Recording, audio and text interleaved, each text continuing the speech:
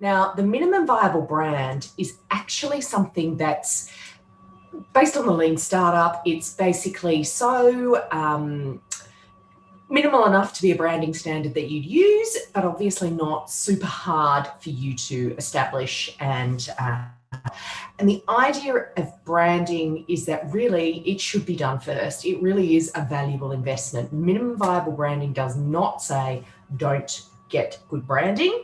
It says have brand standards. And if you can't afford to pay for them up front, then develop your own brand standards that later on, when you have a bit more money, you can get a graphic designer or a commercial designer or a UX designer to come in and do something really super beautiful for you. So I'm going to show you some examples of visuals on social. This is an Australian fashion brand called Savo Skirt. But you see what is so nice about their branding is they use these sort of beautiful neutrals, and the same neutral gelato colours are reflected in their Instagram feed. Their graphics kind of also reflect those soft colours. They use a serif font here. They offer a sans serif font as well. And then when you go over to their Facebook, you will also see that they use similar posts.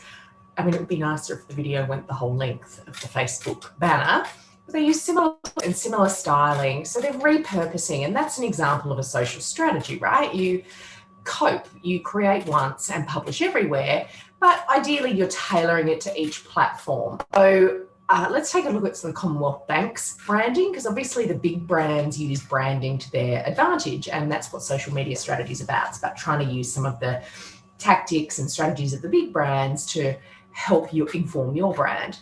Now, interestingly, Commonwealth Bank is currently caught between two brands. It's got this new fluoro yellow that has replaced its old golden yellow, which you can see in this video. And the reason I wanted to show you that is that that's what happens with brands. They develop over time.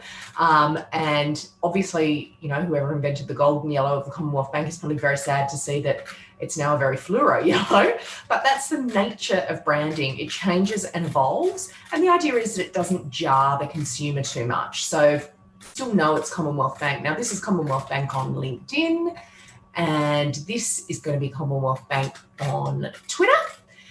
And again, you can see the pop of the fluoro yellow. You can see their use of video in Twitter. And you can just see generally it's similar. So it looks the same on LinkedIn or Twitter, but it's not identical. And that's the whole point.